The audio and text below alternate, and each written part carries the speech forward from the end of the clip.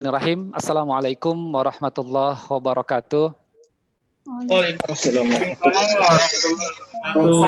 warahmatullahi wabarakatuh. Bismillah, alhamdulillah, wassalatu wassalamu ala rasulillah wa ala alihi wa sahbihi wa mawalah, amma ba'd.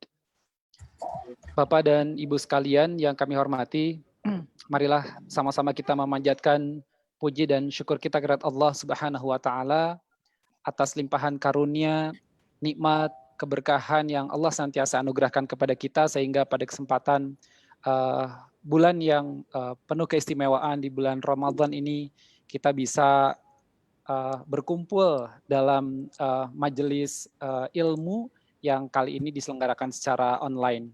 Dan alhamdulillah pada kesempatan pagi menjelang siang hari ini sudah bergabung bersama kita sosok yang mungkin untuk sebagian kita tidak asing lagi, Ustadz Salim Afillah.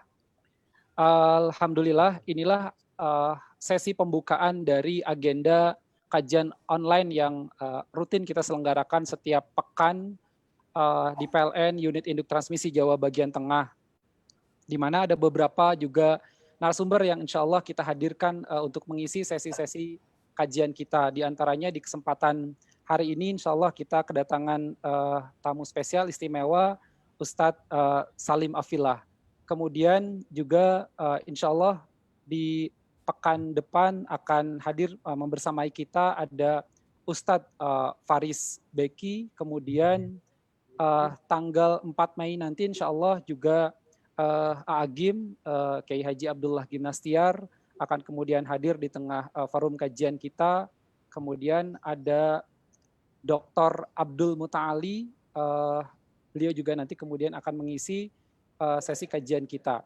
Dan sekilas sebelum nanti kita mulai ke sesi acara kita, sekilas profil Ustadz Salim saya sampaikan di depan. Ustadz Salim Afillah lahir di Yogyakarta 36 tahun yang lalu ya, lebih tepatnya tanggal 21 Maret 1984. Kemudian beliau juga banyak karya-karya yang sudah beliau telurkan ya, sebagai penulis buku-buku Islami. Kemudian beliau juga pernah mengenyam pendidikan di jurusan teknik elektro ya, Fakultas Teknik UGM. Cuma sayangnya lulusan elektro yang banting setir jadi dai, jadi ustadz, nggak masuk ke PLN ya. Tapi alhamdulillah justru hari ini bisa menjadi sumber inspirasi kita untuk teman-teman yang semuanya hadir di PLN hari ini. Beliau juga sebagai pengasuh ya pengajian Majelis Jejak Nabi di Masjid Jogokarian di Yogyakarta, yang kiprahnya juga menjadi masjid model percontohan di seluruh Indonesia. Dan berharap tema kajian kita hari ini adalah cinta sepanjang jalan, jalan cinta para pejuang, yang insya Allah akan disampaikan oleh Ustadz Salim Afillah. Kepada beliau kami persilahkan. Syukran, jazakumullah khairan katsira kepada Bapak dan Ibu sekalian. Kita simak bersama, nanti kemudian di akhir sesi kita akan selenggarakan juga sesi diskusi dan tanya jawab beserta Ustadz. Terima kasih dari kami, mohon maaf kalau ada kekhilafan. Assalamualaikum warahmatullahi wabarakatuh. Kami persilahkan Ustadz.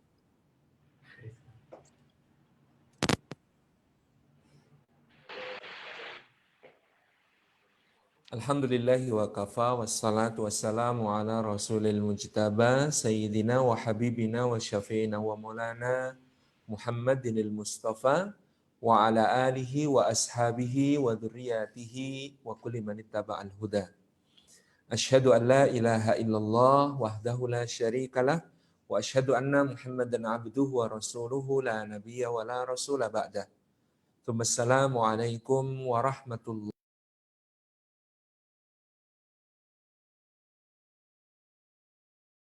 Puji syukur kehadirat Allah atas limpahan karunia-Nya pada pagi hari ini. Allah menghimpun kita di sebaik-baik bulan, di waktu-waktu terindah, di majelis ilmu. Mudah-mudahan Allah tidak menghalangi kita dari mendapatkan semua keutamaan bermajelis ilmu, termasuk mudah-mudahan setiap langkah yang kita tempuh hari ini menjadi pemudah jalan kita semua menuju ke surga. Dan duduk kita semua mudah-mudahan dicurah-curahi rahmat Allah, dinaungi sayap-sayap malaikat, diturunkan sakinah ke dalam hati kita, dan disebut-sebut nama kita semua dengan bangga pada makhluk-makhluk mulia yang ada di sisinya. Rekan-rekan yang disayang oleh Allah Subhanahu wa taala, ada satu hadis Nabi sallallahu alaihi wasallam yang ada dalam Al-Arba'in An-Nawawiyah, demikian pula ada dalam Riyadhus Shalihin. Saya ambil riwayat asli dari Sahih Muslim, di mana Nabi sallallahu alaihi wasallam bersabda, la yu'minu ahadukum hatta yuhibba li akhihi ma yuhibbu li nafsihi. Tidak beriman salah seorang di antara kalian sampai dia mencintai untuk saudaranya apa yang dia cintai untuk dirinya sendiri. Sekira di sini bisa menjadi renungan dari tema kita ini, cinta sepanjang jalan di jalan cinta para pejuang. Tidak beriman salah seorang di antara kalian sampai dia mencintai untuk saudaranya apa yang dia cintai untuk dirinya sendiri. Seorang yang menginginkan surganya Allah Subhanahu wa taala, maka kalau dia beriman, maka dia juga sangat menginginkan surga itu bagi saudara-saudaranya. Seorang yang merasakan manisnya iman kepada Allah Subhanahu wa taala, maka dia juga pasti akan menginginkan manisnya iman itu dirasakan oleh saudara-saudaranya. Siapa yang ingin merasakan manisnya ibadah kepada Allah Subhanahu wa taala, manisnya ketaatan kepada Allah Subhanahu wa taala, dia juga pasti menginginkan semua orang seperti dirinya merasakan manisnya amal soleh, manisnya ibadah, manisnya ketaatan kepada Allah Subhanahu wa taala. Maka ekspresi dari keimanan itu tidak bisa dilepaskan dari apa yang disebut sebagai tawasau. Dia mencintai untuk saudaranya apa yang dia cintai untuk dirinya sendiri. Dalam Al-Quranul Karim, Allah berfirman, wal asri innal insana lafi khusrin illa alladhina amanu wa amilus salihati wa tawasau bil haqq wa tawasau bis sabr. Kalau seseorang beriman, dia merasakan manisnya iman. Kalau seseorang beramal saleh, dia merasakan manisnya ketaatan kepada Allah, maka dia pasti akan juga menghiasi hidupnya dengan tawasau bil haqq wa tawasau bis sabr. Dia akan berada di satu kondisi saling memberikan wasiat dengan saudara-saudaranya, memberi wasiat dalam kebenaran, memberi wasiat dalam kesabaran. Rekan-rekan yang disayang oleh Allah Subhanahu wa taala, kebenaran adalah inti atau esensi dari tawasau. Sementara kesabaran ini adalah yang menjadi bekal yang terpenting untuk bisa berada dalam keadaan tawasau, saling memberi wasiat, saling memberi nasihat, sabar bagi yang memberikan nasihat, juga sabar bagi yang menerima nasihat. Itu sesuatu yang memang tidak mudah. Jadi tawasau bil haq digandengkan dengan tawasau bis sabr. Di ayat yang lain di suratil Balad misalnya tawasau bis sabr digandengkan dengan tawasau bil marhamah, dengan saling memberi nasihat atau wasiat dalam kasih sayang. Nah, rekan-rekan yang disayang Allah Subhanahu wa taala, inilah jalan iman, inilah jalan cinta, bahwa seorang itu ketika beriman, beramal saleh, maka dia juga menginginkan saudara-saudaranya merasakan manisnya iman dan manisnya amal saleh seperti yang telah dia rasakan. Dalam surah Yasin, Allah Subhanahu wa taala memberikan pujian yang sangat tinggi untuk seorang yang bukan nabi, bukan rasul, bukan ulama, bukan ustadz, bukan seorang yang memiliki keistimewaan dalam derajat tertentu di antara pangkat-pangkat formal dalam tanda kutip dari orang-orang yang dipilih oleh Allah Subhanahu wa taala. Dia hanya seorang biasa, pekerjaannya pun hanya seorang tukang kayu. Namanya Habib bin Suri An-Najjar. Kata An-Najjar menunjukkan pekerjaannya sebagai seorang tukang kayu. Habib bin Suri An-Najjar diceritakan oleh Al-Quranul Karim ketika ada dua rasul di sebuah negeri. Kemudian datanglah rasul yang ketiga. Fa'azzazna bitsalis, kami kuatkan dua rasul ini dengan yang ketiga supaya dakwah semakin kokoh di negeri tersebut. Disebutkan dalam tafsir, negeri itu adalah negeri-negeri yang ada di Kekaisaran Romawi pada masa itu, dan rasul-rasul ini adalah di antara murid-murid Nabiullah Isa alaihi salam. Sudah dua rasul diutus, tetap didustakan, maka fa'azzazna bitsalis, oleh Allah dikuatkan dengan orang yang ketiga, dengan rasul yang ketiga, sehingga yang berdakwah di negeri itu adalah 3 orang rasul. Akan tetapi semakin lama kaum itu semakin mendustakan para rasul itu. Kemudian mereka mengatakan inna tatayyarna bikum la ilan tantahu lanarjumannakum, kalau kalian ini bikin sial kami saja, kalau kalian nggak mau berhenti nanti kami rajam gitu ya, atau kami siksa dengan siksaan yang pedih. Ini yang diancamkan oleh kaum tersebut kepada para rasul. Allah kemudian memberikan satu pelengkap bagi kisah ini dengan cerita yang luar biasa. Dimulai dengan kalimat Allah Subhanahu wa taala di dalam surah Yasin ayat yang ke-20, wa jaa'a min aqsal madinati rajulun yas'a qala ya qaumi ittabi'ul mursalin. Dan datanglah min aqsal madinati, dari bagian kota yang terjauh, dari pinggiran, dari daerah kota yang marginal, dari daerah kota yang jauh dari pusat kota. Wa jaa'a min aqsal madinati, seorang datang dari pinggiran kota yang jauh, rajulun, seorang lelaki, yas'a, dan dia bergegas-gegas. Qala, dia berkata, ya qaumi ittabi'ul mursalin, wahai kaumku, ikutilah para utusan Allah ini. Ittabi'u man la yas'alukum ajra wa hum muhtadun. Ikutilah orang-orang yang tidak meminta upah kepada kalian, dan mereka adalah orang-orang yang mendapatkan petunjuk. Perhatikan orang ini adalah Habib bin Suri An-Najjar, disebutkan oleh Allah datang dari luar kota, datang dari bagian kota yang jauh. Dia datang bergegas-gegas menunjukkan semangat yang luar biasa, yang kemudian dia langsung memberi peringatan kepada kaumnya sesuai dengan pemahaman yang dia ketahui.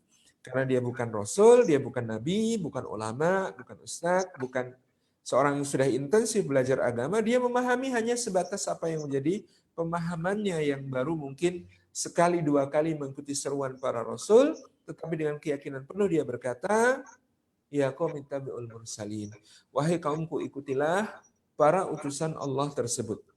Ini menunjukkan gitu ya, bahwa dakwah itu untuk semua, bukan hanya untuk yang memiliki ilmu yang banyak, memiliki khasanah, hafalan yang lebih, bukan, tetapi untuk semua orang yang telah merasakan manisnya iman, merasakan manisnya amal soleh, dia punya peluang untuk mengajak orang sejauh yang dia mampu.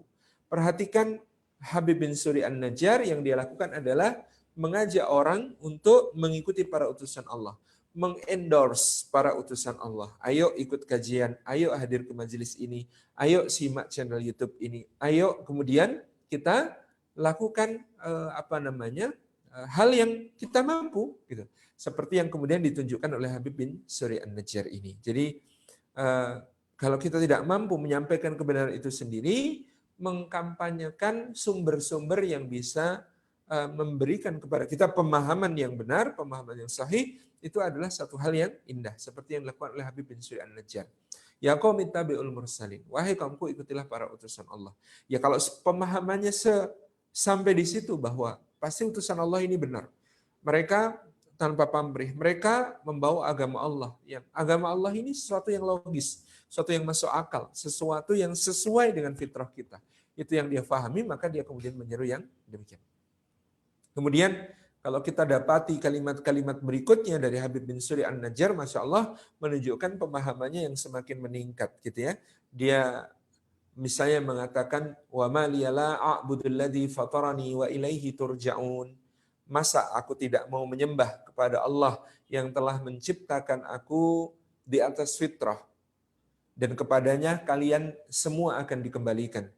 Jadi Habib bin Suri An-Najjar belajar, memahami dakwahnya para rasul, dan dia sampai pada satu kesimpulan yang indah. Allah yang menciptakannya, maka tidak patut bagi dia untuk menyembah selain Allah. Jadi, wa ma liya la a'budu alladzi fatarani wa ilaihi turja'un. Maka bagaimana aku ini kalau tidak menyembah kepada Allah yang telah menciptakan aku di atas fitrah, dan kepadanya kita semua ini akan dikembalikan. Kepadanya kita semua akan mempertanggungjawabkan semua amal-amal kita. Maka kita harus tidak ada pilihan lain. Dia yang menciptakan, dia yang memberi rezeki, dia mengatur segala urusan, dia yang memiliki kita. Tentu kepadanya lah, yakni Allah Subhanahu wa taala, kita menyembah. Kemudian dia masih melanjutkan kalimat dakwahnya dengan kalimat yang luar biasa. Katanya, a'attakhidu min dunihi alihatan yuridnir rahmanu bidurri la tughni anni syafa'atuhum syai'aw wa la yumkidun. Ini kalimat ini kalau kita lihat konteksnya kemungkinan disampaikan di sebuah pertemuan besar khalayak, ya mungkin kalau kita membayangkan sekarang di sebuah kolosium atau amfiteater di mana dihadiri oleh seluruh warga gitu ya. Warga kota hadir di undak-undakan yang melingkar di seluruh amfiteater atau kolosium tersebut. Hadir mereka, tiba-tiba Habib bin Suri An-Najjar tampil di tengah arena, kemudian dia berkata, "Attakhidu min dunihi alihatan." Apakah aku harus mengambil selain Allah sebagai sesembahan? Ini di sini mungkin ada patung-patungnya ya, kalau di kolosium itu biasanya ada patungnya Jupiter, dewa langit, ada patungnya Neptunus, dewa laut, ada patung-patungnya Mars gitu ya, dewa perang, ada dewa Uranus, Neptunus, macam-macam gitu ya. Ini adalah sebuah amfiteater, ini versi nama Romawi ya, kalau nama Yunani tentu ada Zeus, ada Hades, ada dewa lautnya gitu ya, dan lain sebagainya. Poseidon dan lain sebagainya. Nah, ini dia menunjuk ke arah patung-patung itu, kemudian mengatakan a'attakhidhu min dunihi alihatan yuridnir rahmanu bidurri la tughni anni syafa'atuhum syai'a wa la yumkidun. Yang semua dewa-dewa ini seandainya Allah yaitu Ar-Rahman, Zat yang Maha Pengasih dan kasihnya tiada pilih-pilih, menghendaki untukku adur kemadharatan, menghendaki kemadharatan bagiku, la tughni anni syafa'atuhum syai'a wa la yumkidun. Maka syafaat mereka gitu ya, perlindungan mereka tidak akan memberi manfaat kepadaku sedikit pun, wa la yumkidun, dan tidaklah mereka bisa menyelamatkan aku. Jadi di sini dakwahnya semakin meningkat pemahamannya dengan mengatakan ini patung-patung dewa ini semuanya kalau Allah Subhanahu wa taala Ar-Rahman, Zat yang Maha Pengasih, itu menghendaki kemadharatan untukku. Tentu di sini ada kalimat yang sangat menarik. Dia memilih kata-kata menghendaki bagi kemadharatan, tetapi menyebut nama Allah yang Maha Pengasih untuk memperkenalkan bahwa Allah itu tidak akan memberi kerugian kepada hambanya, bahwa Allah itu Maha Adil, tidak mendolimi hambanya gitu ya. Semua yang dia timpakan pastilah adil sebagai ujian dari sisinya. La tughni anni syafa'atuhum syai'a wa la yumkidun, maka semua ini tidak akan bisa memberi manfaat kepada saya sedikit pun, sama sekali gitu ya. Nah, ini tentu ketika diucapkan di dalam khalayak ramai di tengah-tengah satu forum terbuka yang besar, tentu menimbulkan gejolak. Dalam tafsir disebutkan ya, mungkin kalau kita belajar dulu sejarah di Romawi ada dua warga negara ya, ada kelas patrisia, ada kelas plebeia. Ada kelas warga negara kelas 1, ada warga negara kelas 2, bahkan ada yang di luar kasta yaitu warga negara berupa budak-budak gitu ya. Nah, di situ kemudian ternyata para budak-budak dan sebagian besar dari plebeia ini mendukung apa yang dikatakan oleh Habib bin Suri An-Najjar. Coba bayangkan, sudah 2 rasul ditambah 1, 3 orang rasul berdakwah sekian lama, ternyata Allah Subhanahu wa taala belum mengizinkan datangnya hidayah secara massal di kota tersebut.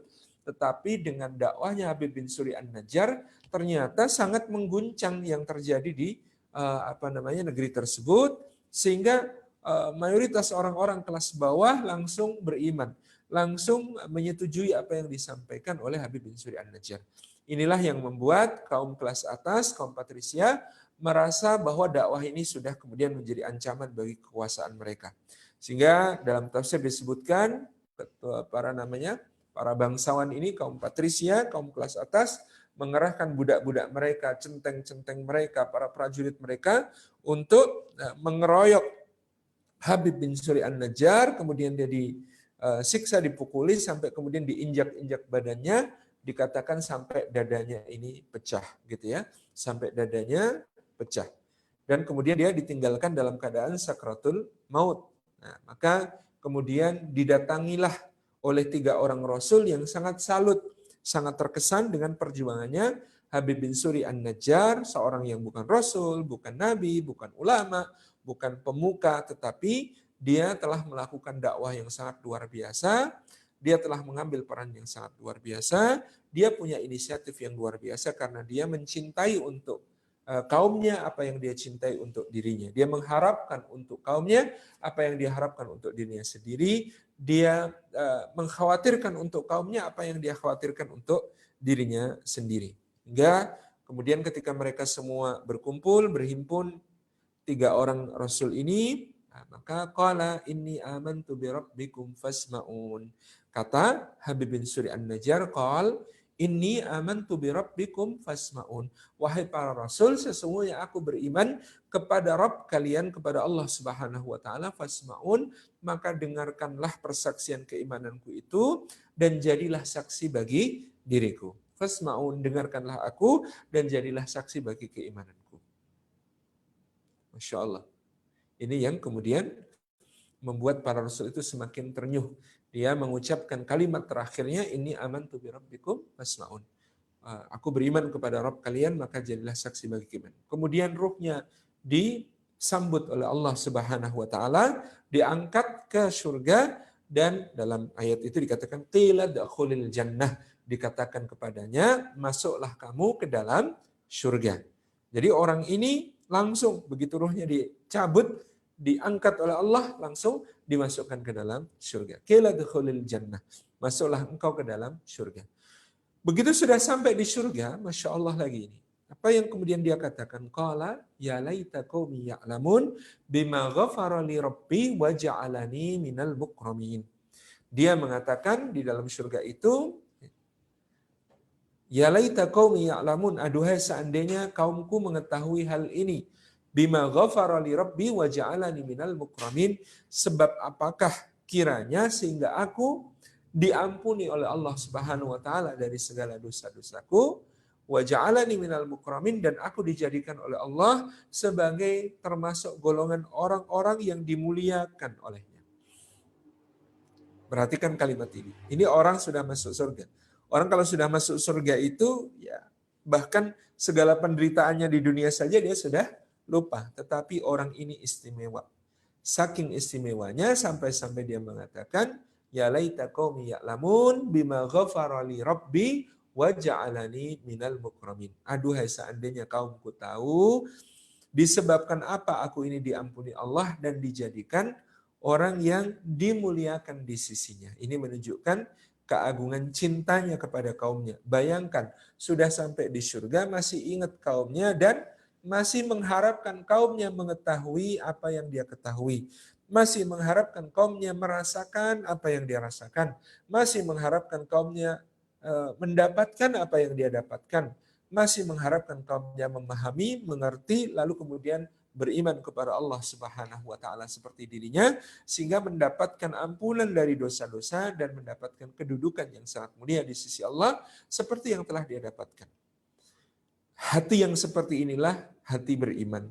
Hati yang seperti inilah hatinya dai, hatinya seorang yang bukan nabi, bukan rasul, bukan ulama, bukan ustadz, tetapi oleh Allah Subhanahu wa taala diletakkan di kedudukan yang sangat tinggi, sangat mulia, bahkan melampaui 3 rasul yang kemudian dia dukung dakwahnya di negerinya.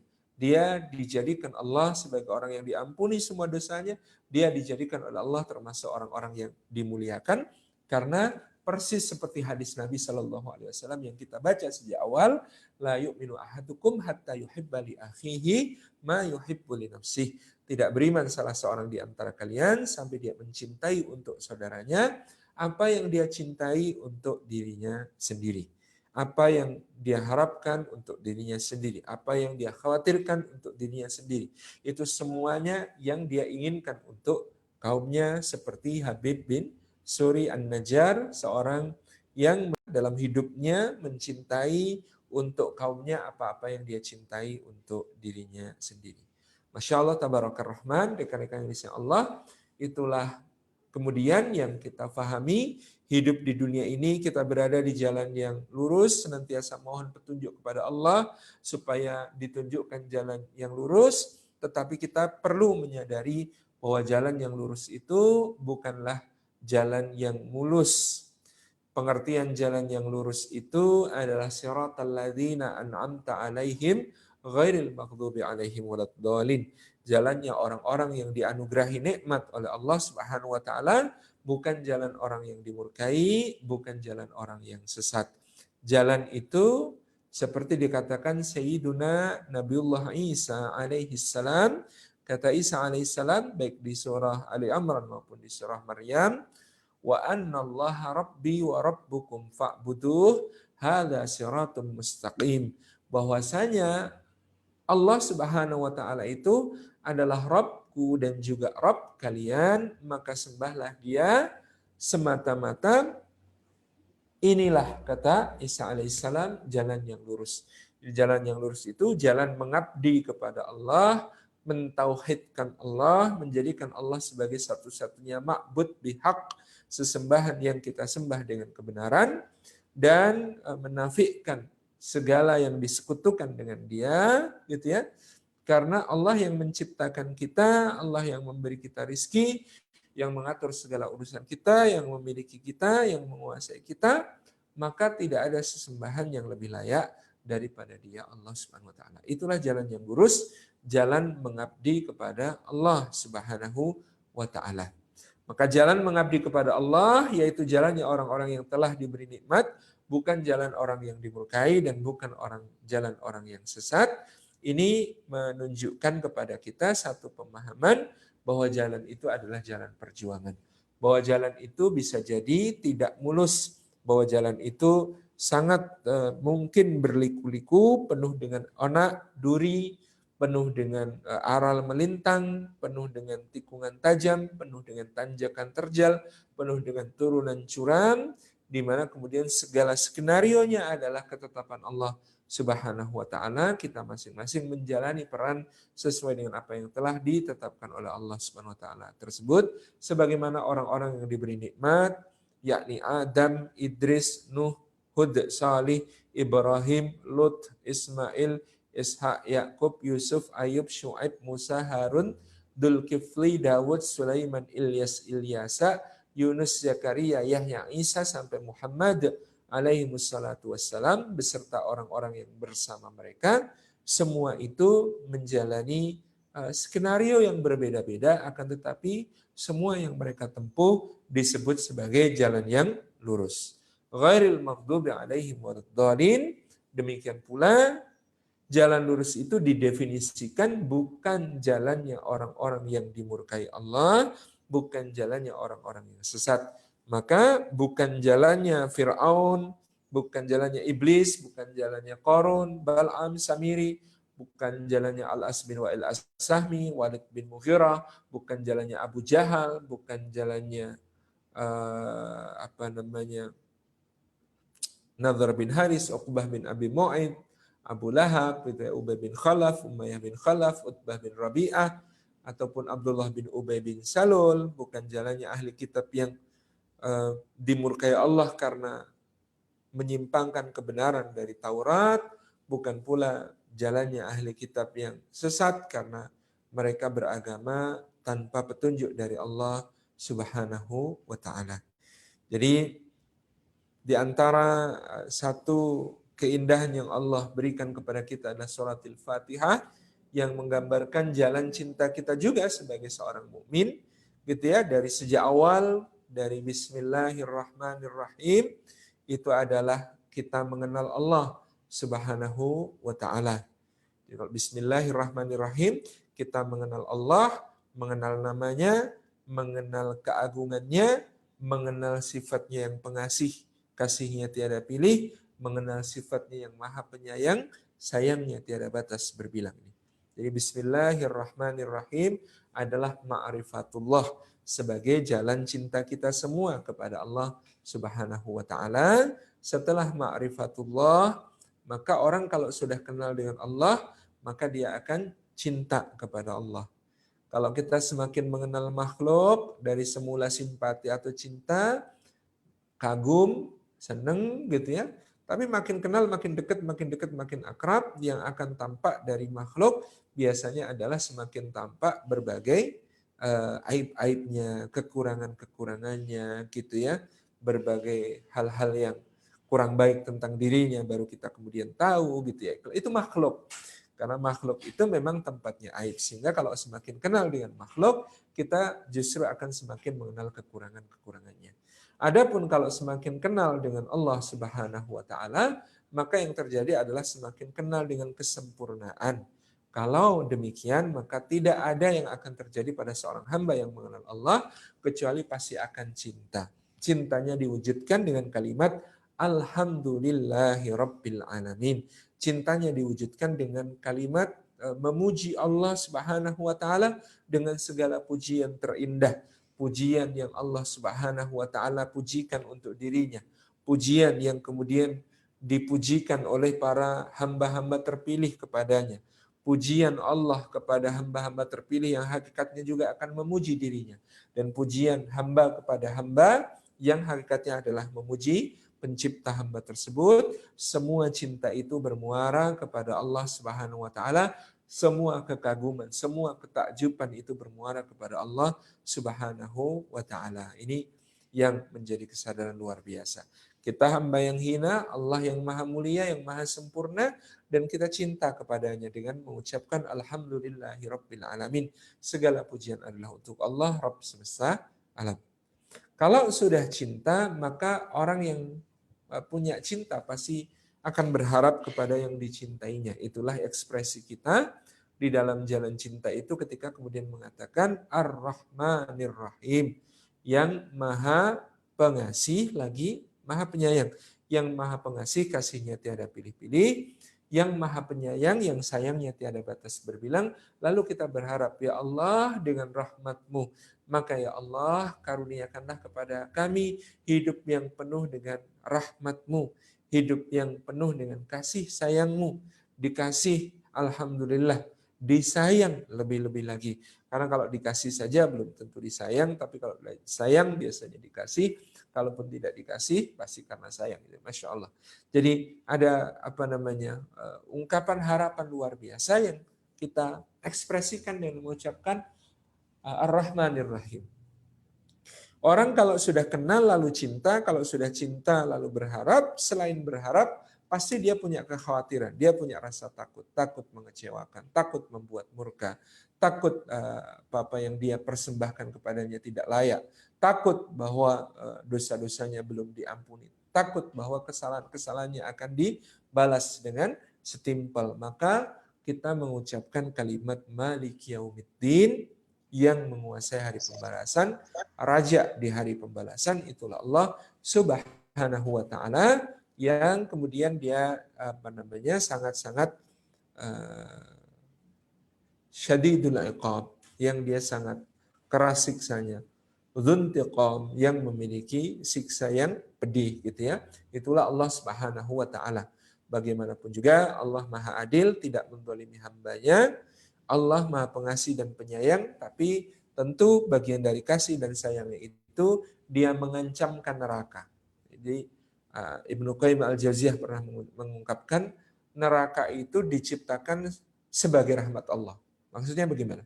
Neraka itu diciptakan sebagai rahmat Allah untuk menakut-nakuti orang beriman supaya mereka tidak melakukan hal-hal yang merusak dirinya.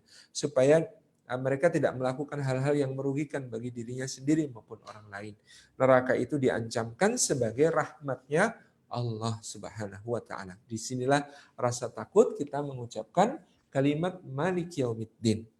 Lalu di kalimat berikutnya kita berkata Iyyaka na'budu wa iyyaka nasta'in. Sesungguhnya ya Allah hanya kepadamu kami menyembah dan hanya kepadamu kami memohon pertolongan. Dalam hadis tentang dialog antara seorang yang sedang salat dengan Allah Subhanahu wa taala, di mana ketika orang itu mengatakan bismillahirrahmanirrahim, alhamdulillahirabbil alamin, Allah berfirman, hambaku memujiku, ar-rahmanirrahim, hambaku memuliakanku, malik yaumiddin, hambaku mengagungkanku, iyyaka na'budu wa iyyaka nasta'in, itu disebut oleh Allah, ini adalah antara aku dengan hambaku. Kalau hambaku senantiasa hanya menyembah kepadaku, maka aku akan senantiasa menjadi penolongnya di semua kesulitannya, gitu ya. Iyyaka na'budu wa iyyaka nasta'in. Ni'mal mu'in, Allah lah yang sebaik-baik menolong, dan pertolongan terbaik adalah pertolongan untuk kita supaya mampu untuk beribadah dengan baik kepada Allah Subhanahu wa taala. Jadi ketika kita mengucapkan iyyaka na'budu wa iyyaka nasta'in di atas sebuah ikrar kepada Allah, janji kita untuk hanya menyembah Allah, maka Allah pun akan berjanji kepada kita untuk senantiasa menolong kita. Nah, pertolongan terbaik adalah pertolongan supaya kita bisa menyembah Allah dengan baik. Itulah barangkali kenapa Nabi SAW berpesan kepada Sayyidina Mu'ad bin Jabal radhiyallahu anhu. Dalam sebuah hadis, Nabi bersabda kepada Mu'ad bin Jabal, ya Mu'ad, la tangsa dubura akhiris salah. Jangan engkau lupa di penghujung setiap salat, Allahumma a'ini ala dzikrika wa syukrika wa husni ibadatik. Dengan doa, Allahumma a'ini ala dzikrika wa syukrika wa husni ibadatik.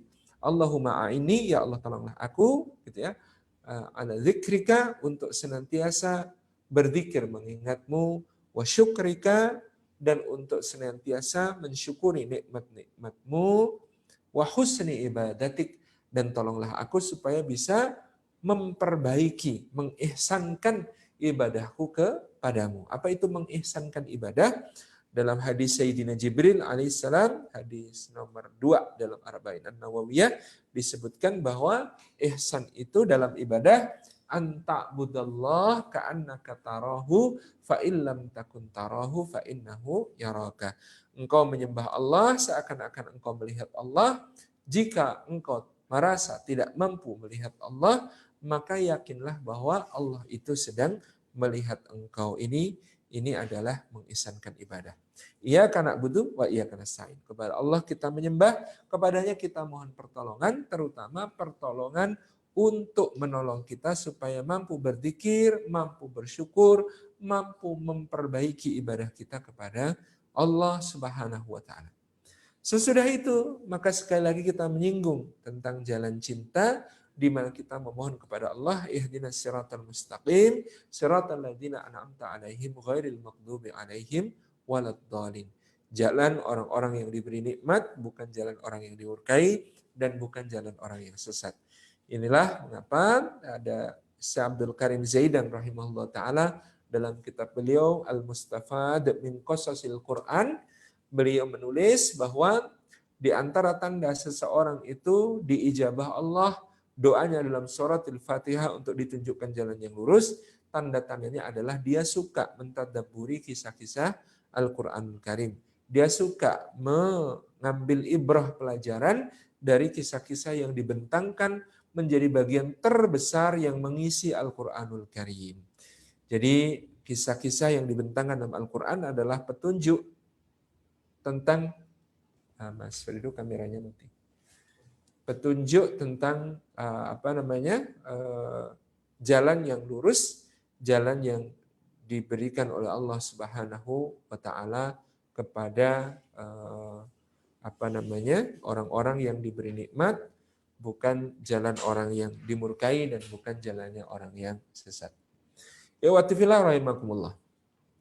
Di antara salah satu kisah yang turun berkenaan dengan jalan yang harus ditempuh, itu ada yang istimewa karena dia turun sebagai satu surah langsung yang tidak terputus. Satu surah langsung turun dari awal sampai akhir. Ini terjadi seperti diceritakan Sayyidina Sa'ad ibn Abi Waqqas radhiyallahu anhu, di mana beliau radhiyallahu anhu bersama para sahabat yang lain menghadap kepada Nabi sallallahu alaihi wasallam Kemudian mereka berkata, "Ya Rasulullah," gitu ya, "kami berada dalam keadaan yang berat, berada dalam keadaan yang sulit, berada dalam keadaan yang payah, berada dalam keadaan yang parah. Bagaimanakah kami ini ya Rasulullah? Apakah engkau gitu ya tidak bercerita, tidak berkisah untuk menghibur kami, untuk menguatkan kami dengan suatu cerita, dengan suatu kisah?" Maka kemudian Nabi Shallallahu Alaihi Wasallam dikisahkan terdiam, tidak menjawab pertanyaan para sahabat, yang para sahabat mengharapkan ada satu cerita untuk menghibur mereka. Ternyata kemudian Allah Subhanahu wa taala menurunkan satu surah lengkap sebagai sebuah cerita untuk menguatkan para sahabat, yaitu surah Yusuf, surah Yusuf. Jadi surah Yusuf ini diturunkan Allah sebagai jawaban kepada para sahabat yang meminta diceritakan satu kisah untuk memperkuat mereka di dalam menempuh jalan kebenaran, jalan cinta para pejuang, jalannya para sahabat radhiyallahu anhum ajma'in ini di dalam menegakkan Islam bersama Rasulullah sallallahu alaihi wasallam di kota Makkah yang mereka cintai.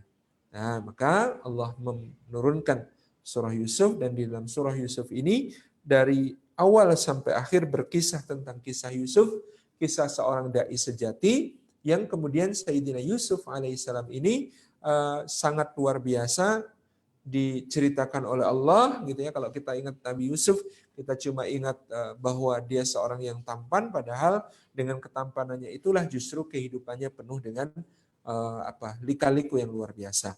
Dia disayang orang tua, dia didengki saudara, dia dibuang ke dalam sumur, dia ditemukan orang tetapi dijual sebagai budak, dia diperbudak tumbuh dewasa lalu digoda oleh majikannya, dia melarikan diri dari majikannya sampai sobek bajunya bagian belakang, dia bertemu di pintu dengan majikan lelakinya tetapi malah difitnah oleh majikan perempuannya, dia dibela dengan keadaan bajunya yang sobek belakang, tetap berada di atas kebenaran akan tetapi tidak boleh bicara tentang kebenaran itu. Kemudian dia dijadikan objek balas dendam oleh majikannya terhadap suara-suara sumbang, suara miring dari para pembesar lain, wanita-wanita sosialita kerajaan Mesir, para pemukanya yang kemudian menganggap wanita ini dibutakan oleh cinta dan berselera rendah gitu ya. Kemudian dia tunjukkan betapa memang budaknya ini layak untuk menjadi sebuah pesona, sampai kemudian wanita-wanita itu mengiris jari jemari. Lalu Yusuf alaihissalam justru masuk penjara meskipun dia tidak bersalah. Di penjara dia tetap berdakwah kepada dua sahabat, satu selnya, yang satu akhirnya meninggal, yang satu kemudian menjadi pelayan raja. Dia sudah titip pesan untuk disebut-sebut di depan raja, tapi ternyata temannya ini lupa sampai 7 tahun kemudian, baru setelah negara menjelang krisis, Yusuf dipanggil oleh raja dan kemudian menyelesaikan krisis, bahkan diangkat menjadi khazainul ard, gitu ya, diangkat menjadi pengurus perbendaharaan negara yang luar biasa besar, sampai kemudian saudara-saudaranya datang dan dia memainkan sebuah sandiwara cantik supaya adiknya dan kemudian orang tuanya bisa datang menuju ke negeri Mesir, berhimpun bersama dia. Lalu kisahnya menjadi happy ending tetapi juga dengan ternyuh dan dengan keindahan luar biasa. Yusuf bukan cuma memaafkan saudara-saudaranya tapi bahkan tidak ingin untuk mengungkit-ungkit kesalahan masa lalu tersebut. Kisah Nabiullah Yusuf alaihissalam yang berliku-liku ini menjadi gambaran bagi para sahabat radhiyallahu anhum ajma'in bahwa memang perjuangan di jalan Allah Subhanahu wa taala demikianlah hakikatnya. Tidak mudah, penuh dengan tantangan dan cobaan, dan ini ditegaskan di bagian akhir surah Yusuf, tepatnya di ayat yang ke-108, di mana Allah Subhanahu wa taala berfirman, "Qul hadhihi sabili ad'u ilallahi ala basiratin ana wa manittaba'ani wa subhanallahi wa ma ana minal musyrikin." Allah Subhanahu wa taala berfirman, katakan hai Muhammad, hadhihi sabili, inilah jalanku. Gitu ya. Jalan yang penuh cinta sepanjang jalan, jalan di mana para pejuang berjuang dengan cinta mereka. Hadhihi sabili, inilah jalanku. Apa jalanku itu? Jalanku adalah ad'u ilallahi ala basiratin ana wa manittaba'ani wa subhanallahi wa ma ana minal musyrikin. Jalan itu adalah ad'u ilallah, jalan untuk menyeru sesama ke jalan Allah, mengajak sesama ke jalan Allah, rame-rame ke jalan Allah, rame-rame ke surga Allah. Ad'u ilallah ala basiratin, dan itu dilakukan dengan bukti-bukti yang nyata, dengan argumentasi yang jelas, dengan nalar yang bersih, dengan akal sehat gitu ya. Ala basiratin, di atas bukti-bukti yang nyata. Jadi inilah jalanku, jalan yang tulut tarik, panjang tempuhannya. Jalan yang kasratul uqubat, banyak timpaan cobaannya. Jalan yang qillatur rijal, sedikit orang yang mau menempuhnya. Karakter jalan tersebut, tetapi admatul ajr, di situ terdapat pahala yang luar biasa besar dari Allah Subhanahu wa taala. Satu orang menjadi mendapatkan hidayah lewat wasilah kita, maka lebih baik daripada dunia seisinya, lebih baik daripada onta merah. Orang yang belajar dan mengajarkan agama Allah Subhanahu wa taala, dakwahnya, maka malaikat di langit, burung-burung yang terbang gitu ya, bahkan sampai ikan-ikan di lautan dan semut-semut di dalam liangnya, semuanya bersolawat, semuanya mendoakan orang yang demikian di dalam perjuangannya di jalan cinta para pejuang. Kemudian ala basiratin, dia tahu, faham, ada ilmu yang perlu dia fahami, seperti Habib bin Suri An-Najjar di awal cerita kita tadi. Dia menyampaikan dengan akal sehat, dia menyampaikan bukti-bukti yang nyata, dia menyampaikan dari pemahamannya yang jernih tentang apa yang diajarkan oleh para Rasul. Ala basiratin. Dan Islam, agama kebenaran, tidak perlu dibela, tidak perlu diperjuangkan dengan hoax, tidak perlu diperjuangkan dengan sesuatu yang terlalu ajaib-ajaib, juga tidak perlu. Karena mukjizatnya Rasulullah SAW adalah Al-Quran Karim, mukjizatnya Rasulullah SAW adalah ilmu, mukjizatnya Rasulullah SAW adalah bahwa Islam ini semuanya bisa didekati dengan ta'akuli, bisa didekati dengan akal sehat yang jernih. La dina liman la aqlalah, kata Nabi, sampai-sampai tidak ada agama bagi orang yang tidak mempergunakan akal sehatnya dengan baik. Jadi Islam tidak pernah bertentangan dengan akal sehatnya. Islam dalam berbagai dimensinya selalu memberikan kebenaran yang paling indah dengan bukti-bukti yang paling nyata. Logika Quran sederhana-sederhana tetapi tidak dapat dibantah. Contohnya ketika orang-orang kafir menolak konsep kebangkitan dengan mengatakan, apakah kami kalau sudah menjadi debu-debu tanah, sudah menjadi tulang belulang berserakan, akan kemudian dibangkitkan kembali untuk mempertanggungjawabkan amal-amal kami? Maka Al-Quran mengatakan, bukankah dulu kalian tidak ada sama sekali, lalu Allah pun menciptakan kalian. Maksudnya, wong dari tidak ada sama sekali dibikin jadi ada, sempurna saja mudah bagi Allah, apatah lagi masih ada sisanya untuk dibentuk kembali menjadi apa yang ada pada asalnya, tentu jauh lebih mudah daripada mengadakan dari sesuatu yang tidak ada. Itu logika-logika Quran itu seperti itu, luar biasa. Seperti logika yang kemudian dibangun oleh Ibrahim alaihissalam. Misalnya ketika Namrud mengatakan gitu ya, bahwasanya aku juga menghidupkan dan mematikan kalau Tuhan menghidupkan dan mematikan, lalu dia membunuh tawanan dan dia membebaskan tawanan. Tapi Ibrahim alaihissalam kemudian berkata, fa inna rabbi ya'ti bisyamsi minal masriq. Rabbku mendatangkan mentari dari timur. Kalau engkau juga seorang sesembahan seperti Rabbku, maka coba datangkan dia dari barat. Fa'ti biha minal maghrib fabuhital ladzi kafar. Maka orang kafir ini diam terbungkam, tidak bisa menjawab apa-apa. Seperti yang dilakukan Musa alaihissalam di hadapan Fir'aun. Ketika Fir'aun mengatakan ana rabbukumul a'la, aku ini Rabbmu yang paling tinggi, tidak kudapati bagi kamu sekalian sesembahan selain aku. Maka Musa alaihissalam ketika menceritakan Allah, dia memberikan sifat yang sangat indah. Apa itu Allah? Siapa itu Allah? Rabbukum wa rabbu abaikumul awwalin. Dia Allah adalah Rabbnya kalian, sesembahannya kalian sekarang, dan juga yang telah menciptakan, memelihara, memberi rezeki, mengatur segala urusan untuk orang-orang sebelum kalian. Jadi dengan begitu klaimnya Fir'aun terbantah. Oh iya, Fir'aun itu belum lama, umurnya masih 40-an atau 50-an. Berarti sebelum itu siapa yang jadi Tuhan? Bukan Fir'aun yang ini berarti. Itu membuka akal sehat. Demikianlah hakikatnya. Ala basiratin ana wa man taba'ani. Dengan kesadaran dalam jalan perjuangan ini kita tidak sendirian. Kita berada di dalam sebuah barisan. kita dipimpin oleh para ulama, kita dipimpin ana wa manittaba'ani, ada al-qiyadah, ada para junud, ada para panglima, ada panglima-panglima, tetapi ada para jundi yang siap untuk mematuhi arahan dari para pemimpinnya. Sebagaimana dinisbatkan kepada Sayyidina Ali bin Abi Thalib, al-haq bila nidamin yaqlibul batil binidamin. Kalau kebenaran tidak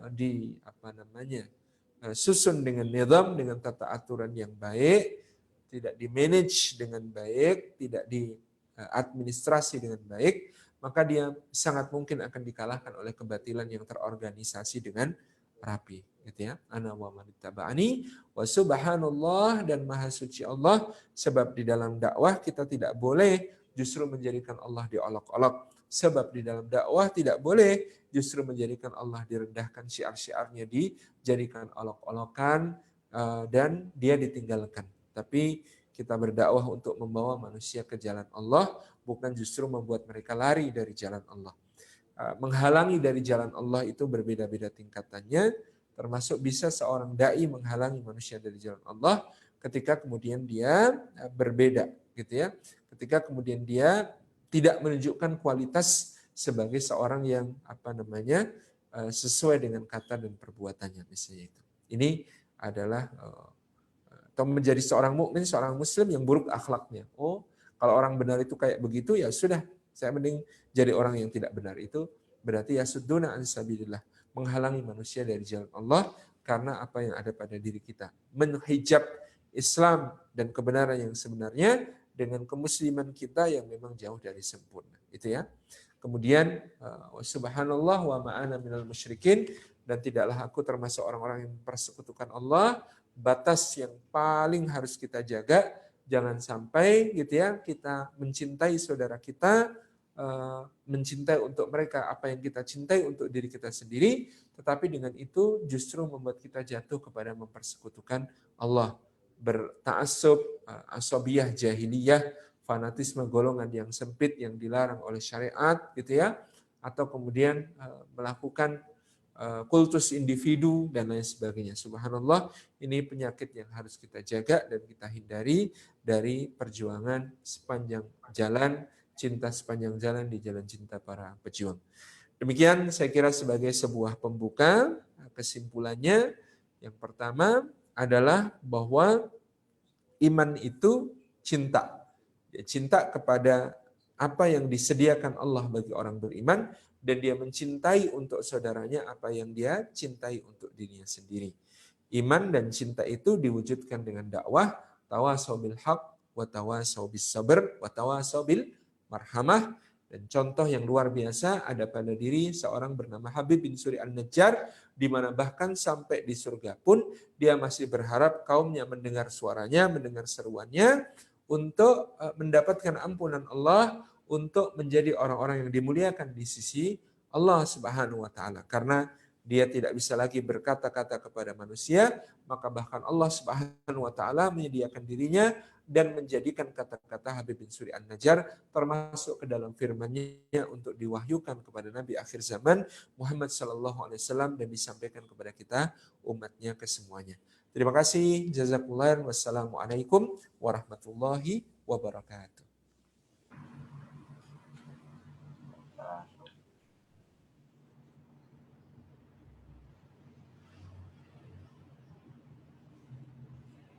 Baik, alhamdulillah. Syukran jazakallah khairan katsir pada Ustadz Salim. Baiklah Bapak dan Ibu, insya Allah ada kesempatan waktu kurang lebih 30 menit ke depan. Insya Allah akan kita manfaatkan untuk sesi dialog, diskusi, dan tanya jawab. Kami persilahkan kepada Bapak dan Ibu sekalian yang ingin mengajukan pertanyaan langsung dengan Ustadz Salim, bisa menuliskannya di kolom chat atau kemudian raise hand untuk kemudian nanti dipersilahkan mengajukan pertanyaan kepada beliau. Hari ini yang bergabung dalam aplikasi Zoom kita tadi tercatat ada sekitar 124 orang, terus kemudian juga ada sekitar mohon maaf, ada sekitar 47 tadi yang kami lihat ada di akun Facebook Live seperti itu. Kami persilakan Bapak dan Ibu yang ingin bertanya dan insya Allah banyak sekali kisah hikmah maupun pelajaran yang kemudian patut untuk kita renungkan. Sebagaimana yang tadi Ustaz Salim sampaikan bahwa jalan yang lurus itu adalah jalan yang kemudian memandu kita, iman kita kepada cinta kepada Allah gitu. Diingatkan sebagaimana setiap kali kita kemudian sholat memperbarui niat kita dengan iyyaka na'budu wa iyyaka nasta'in, yakni kita minta ditunjukkan kepada jalan yang lurus, jalan kepada orang-orang yang diberikan nikmat, bukan orang-orang yang senantiasa disesatkan seperti itu. Baik, sambil mengawali pertanyaan di awal ya, nanti kami persilakan kepada Bapak dan Ibu sekalian. Kira-kira Ustadz, apa ya hikmah yang bisa dipetik, pelajaran yang bisa kita dapatkan dengan kondisi wabah corona yang saat ini ya sedang merajalela seperti itu. Kemudian namun aktivitas dakwah Ustadz tetap berlangsung, teman-teman yang di PLN juga tetap siaga di tempat pos tugasnya masing-masing, sehingga ketika kita berbagi peran, insya Allah harapannya teman-teman yang jaga di operator, teman-teman yang di gardu-gardu induk, teman-teman di pemeliharaan, teman-teman yang di pekerjaan dalam keadaan bertegangan tetap melaksanakan tugas sehingga bisa membantu ya Bapak Ibu yang kemudian bekerja dari rumah untuk menjaga keandalan pasokan maupun sistem listrik yang berjalan. Apakah itu juga bagian dari upaya perjuangan ya Ustadz? Ya sekaligus mohon apa ya, kira-kira hikmahnya apa yang kemudian bisa kita petik dari peristiwa atau kejadian ini? Wallahu a'lam, silakan Ustaz. Pertama-tama pribadi maupun tentu semua masyarakat, jazakumullahu khairan katsiran kepada semua rekan-rekan, bil khusus di PLN yang senantiasa siaga untuk mengamankan pasokan listrik dan yang diperlukan, energi yang diperlukan oleh masyarakat untuk tetap menjalankan aktivitasnya, tentu melalui work from home gitu ya. Mungkin di waktu-waktu ini akan terjadi lonjakan penggunaan listrik di rumah, meskipun ada yang berkurang untuk di sebagian kantor-kantor atau industri begitu. Barakallahu fikum, kita mengucapkan terima kasih. Kita tahu betapa tidak mudahnya gitu ya mengatur beban listrik yang sedemikian besar gitu ya di seluruh jaringan distribusi yang se-Indonesia gitu ya. Tentu ini sebuah jihad, ini sebuah perjuangan. Saya membayangkan pahalanya teman-teman PLN yang senantiasa menjaga pasokan listrik tetap tersedia ini, semua aktivitas kebaikan yang dilakukan oleh semua warga negara kita dalam kesehariannya yang memanfaatkan listrik, tentu mudah-mudahan pahala dari mereka juga mengalir kepada teman-teman di PLN kesemuanya. Jadi kalau ada yang pakai lampu untuk tilawah, ada yang pakai laptop, handphone untuk kemudian menyimak kajian-kajian gitu ya, streaming kajian-kajian, kemudian mempergunakan listrik di rumah untuk menyediakan sahur, menyediakan buka puasa bagi keluarga. Tentu semua halanya akan mengalir kepada teman-teman di PLN insya Allah. Jadi ini sebuah dharma bakti yang luar biasa, perjuangan yang luar biasa. Ya di tengah pandemi ya, statusnya masih pandemi karena wabah ini dirasakan oleh seluruh dunia dampaknya gitu ya. Kita kembali merenungkan tentang makna ibadah kita kepada Allah Subhanahu wa taala.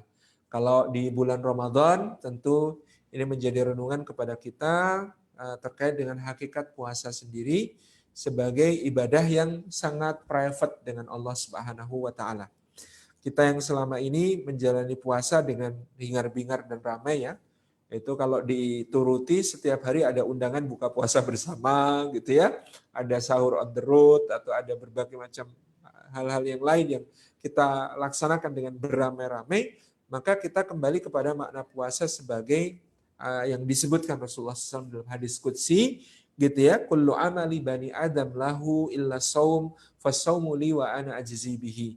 Allah Subhanahu wa taala berfirman dalam hadis qudsi yang disampaikan Rasulullah SAW bahwasanya semua amal Bani Adam, semua amal anak-anak Adam itu lahu, itu untuk dia. Untuk dia. Dia bisa menghitung pahalanya, dia bisa mendapatkan manfaat-manfaatnya gitu ya dari semua amal-amalnya itu lahu untuk dia. Illa saum, kecuali puasa.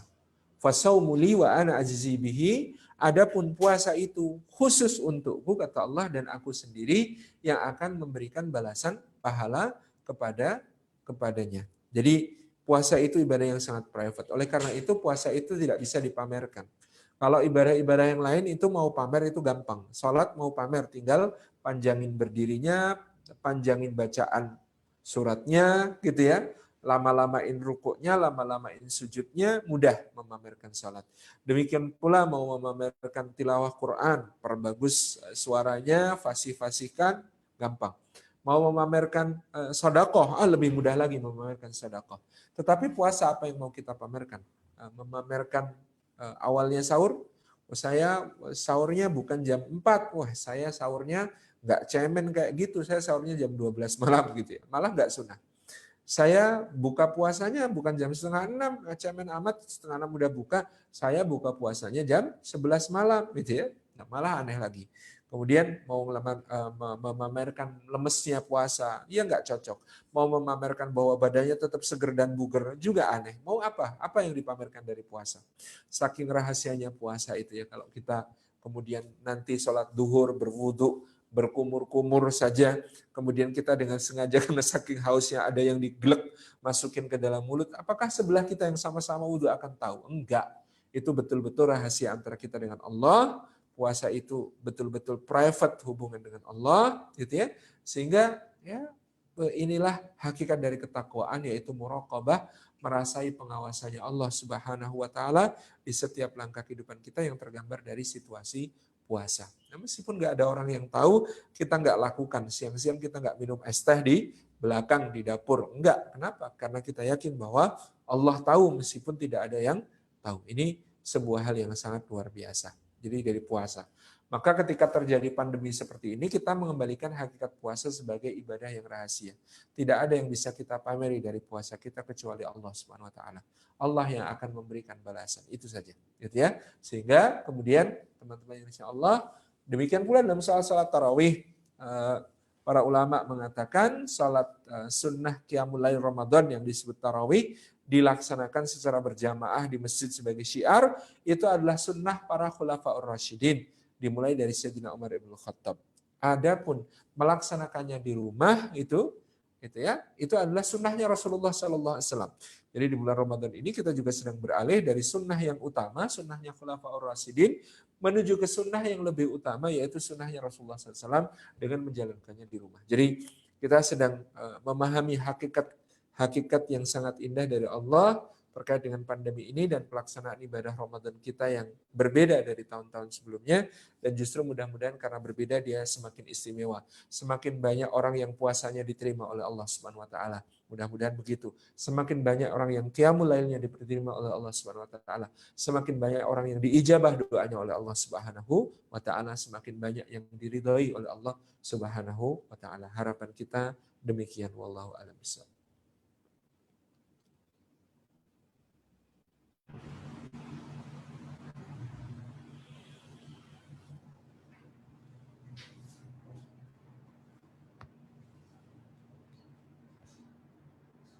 Pak masih commute, Pak. Baik, syukran jazakallah khair Ustaz. Kita masuk ke sesi jawaban atas pertanyaan dari sahabat-sahabat kita yang lain. Ini ada pertanyaan, Ustaz kan pemerhati sejarah, barangkali mungkin ada sosok atau tokoh yang dikenal juga sebagai pejuang listrik, barangkali siapa tahu Ustaz pernah kenal gitu. Wallahualam.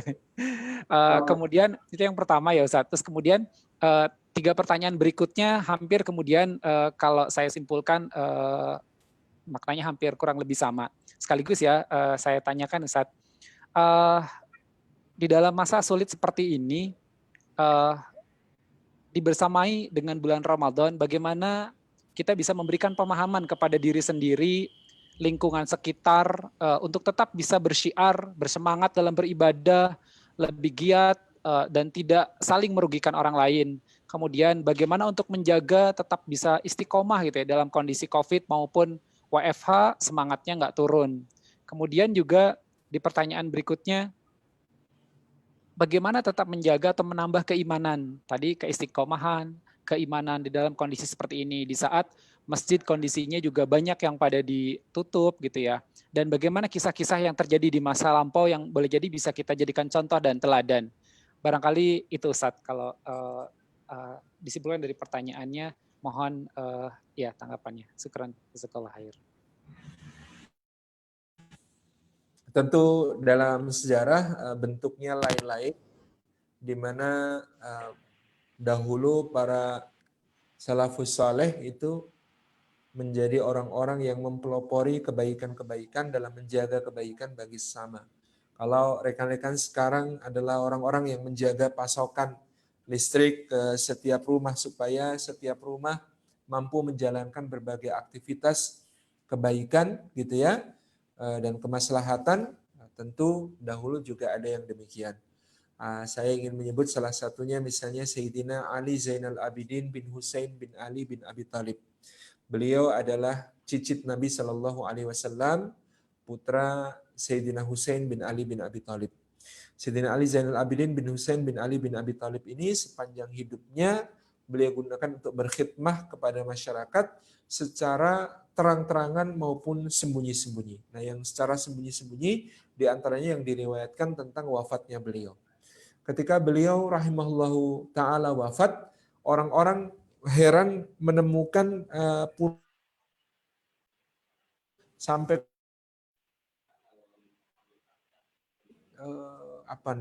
kapalan, kulitnya itu kasar, lebih tebal daripada bagian tubuh yang lain.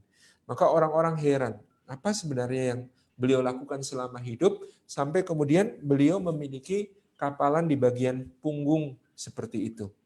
Orang-orang baru mengetahui jawabnya beberapa hari kemudian, ternyata sejak wafatnya Sayyidina Ali Zainal Abidin bin Husain bin Ali bin Abi Thalib, mereka para du'afa kota Madinah yang biasa setiap malam mendapati di depan rumah mereka telah tersedia keperluan mereka, makan, minum, daging, kurma, tepung, dan lain sebagainya, yang selama ini mereka selalu mendapatinya setiap hari, setiap malam. Sejak wafatnya Sayyidina Ali Zainal Abidin bin Husain bin Ali bin Abi Thalib, ternyata mereka kemudian tidak mendapati di depan rumah mereka, di pintu rumah mereka, terdapat pasokan seperti itu yang dulu hampir setiap hari mereka dapatkan. Jadi ternyata selama hidup tanpa diketahui oleh seorang pun, Sayyidina Ali Zainal Abidin bin Husain bin Ali bin Abi Thalib memanggul sendiri keperluan-keperluan bagi penduduk du'afa kota Madinah, dan beliau meletakkannya di masing-masing depan pintu rumah orang-orang yang memerlukan.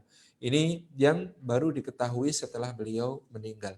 Masya Allah, sebuah amalun azim, amal yang sangat besar, yang sangat agung, yang memberi manfaat yang luar biasa kepada sesama. Itu. Jadi dahulu pun Sayyidina Umar bin Khattab berkomentar tentang Sayyidina Abu Bakar As-Siddiq radhiyallahu anhu yang dalam masa kekhalifahannya Abu Bakar As-Siddiq, beliau melakukan hal-hal luar biasa yang tidak terbayangkan sebagai seorang penguasa. Kalau musim dingin tiba, Abu Bakar sendiri membawa keledainya yang penuh dengan muatan berupa selimut-selimut, dan beliau membagikan selimut untuk masing-masing penduduk Madinah. Beliau berpatroli, manakah yang perlu bantuan, beliau punya data mana saja orang-orang jompo, manula, janda, dan lain sebagainya yang perlu dibantu setiap paginya.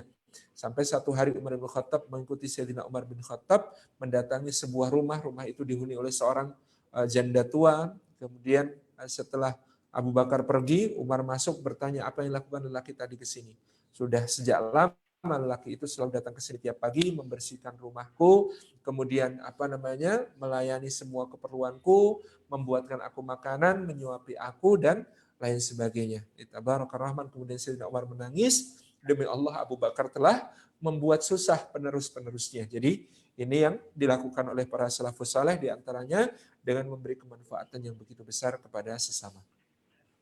Rekan-rekan yang disayang oleh Allah Subhanahu wa taala, tentu memang ujian kita di saat pandemi Covid-19 ini adalah ketika di luar sana syiar ibadah itu kita sunyikan sementara, maka bagaimana kita tetap mensemarakkannya di dalam hati kita, mensemarakkannya di dalam jiwa kita untuk terus giat beribadah kepada Allah Subhanahu wa taala. Tapi tentu seperti saya pun merasakan, alhamdulillah tahun ini misalnya target-target tilawah jauh lebih bisa terpenuhi daripada tahun-tahun sebelumnya, di mana tahun sebelumnya sibuk ke sana kemari, habis waktunya untuk perjalanan, kelelahan dan lain sebagainya dalam syiar. Sekarang bisa kajian dari rumah begini, alhamdulillah ini sangat luar biasa, memudahkan kita untuk mencapai target-target ibadah harian kita ya, dari tilawatil Quran sampai kemudian zikir-zikir kita pagi, petang maupun malam, kemudian juga bisa sholat-sholat sunnah kita, itu bisa kita tunaikan secara lebih baik dengan kondisi seperti ini. Karena memang hakikat ibadah itu kan hubungan yang sangat akrab dan mesra dengan Allah. Syiar itu yang dilakukan di masjid itu memang sebenarnya terbatas gitu ya. Artinya bahkan dalam hadisnya disebutkan sebaik-baik sholat seseorang adalah di rumahnya, kecuali yang sholat fardu, itu dalam kondisi umum. Dalam kondisi umum sebaik-baik sholat seseorang itu di rumah.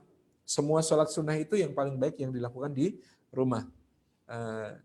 Dan yang baru sholat fardu itu ditekankan untuk dilaksanakan secara berjamaah. Adapun kondisi COVID tentu berbeda lagi, di mana kita juga melaksanakan sholat fardu di rumah sebagai besar kita.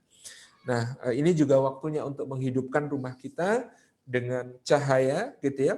Ada perkataan yang sangat indah dari Imam Sahal bin Abdillah At-Tusturi, kalau tidak salah, beliau mengatakan rumah-rumah yang di dalamnya dibaca Al-Quranul Karim itu tampak bercahaya bagi penduduk langit, seperti bintang-bintang bercahaya bagi penduduk bumi.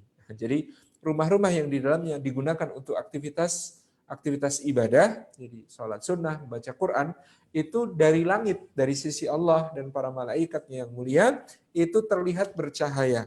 Sebagaimana bintang-bintang itu tampak bercahaya bagi penduduk bumi. Masya Allah, itu ya, itu gambaran betapa luar biasanya keutamaan ibadah di rumah. Ini juga saatnya barangkali untuk kita memperhatikan keluarga kita lebih daripada sebelum-sebelumnya, anak-anak kita gitu ya. Ini waktunya bapak-bapak jadi imam sholat tarawih di rumah gitu ya. Mungkin memacu semangat lagi untuk bisa menghafal lebih banyak ayat, supaya ayatnya tidak hanya kuliah kulhu gitu ya, gitu, supaya ayatnya tidak cuma alam nasroh alam taro, supaya ayatnya tidak cuma wati menjadi kapasitas kita di dalam berislam, insya Allah dengan kondisi COVID-19 yang semacam ini. Nah, sekali lagi memang tantangannya menghidupkan semangat itu, tapi insya Allah itu bisa kita lakukan dengan memahami bahwa memang ibadah itu urusan kita dengan Allah Subhanahu wa taala, kecuali yang untuk disyiarkan dengan syiar-syiar tertentu. Ini juga menjadi ujian bagi kita semuanya untuk mengasah kepedulian kepada tetangga. Mari kita perhatikan tetangga-tetangga kita, karena mereka adalah tanggung jawab kita di depan Allah Subhanahu wa taala, karena mereka menentukan keimanan kita di sisi Allah Subhanahu wa taala. Ketika Allah dan Rasulnya SAW berwasiat gitu ya, tidak beriman demi Allah, tidak beriman demi Allah, tidak beriman. Para sahabat bertanya, siapa ya Rasulullah yang tidak beriman? Maka Nabi SAW menjawab, tidak beriman seorang yang kenyang sementara tetangganya lapar. Kita menyaksikan sendiri dampak secara medis, banyak saudara-saudara kita yang tidak bisa bekerja gitu ya. Saya punya tetangga-tetangga yang karyawan hotel, saya punya tetangga-tetangga yang jualan di emperan Malioboro dan lain sebagainya, yang tidak bisa bekerja sama sekali di musim pandemi ini. Ini tentu harus menjadi perhatian kita semua. Jadi kita di Barisan Bangun Negeri juga ingin melaunching satu gerakan namanya Tetangga Baik. Nah, maksudnya bagaimana kita peduli kepada tetangga di kondisi-kondisi yang berat ini untuk berbagi. Ini memang saatnya semuanya mantap. Mantap itu kepanjangannya makan tabungan ya. Ini memang sudah waktunya begitu ya. Alhamdulillah. Ala kulli hal, alhamdulillah, ini insya Allah mengasah kepekaan kita, kepedulian kita terhadap saudara-saudara kita di lingkungan kita juga. Jazakumullah khairan.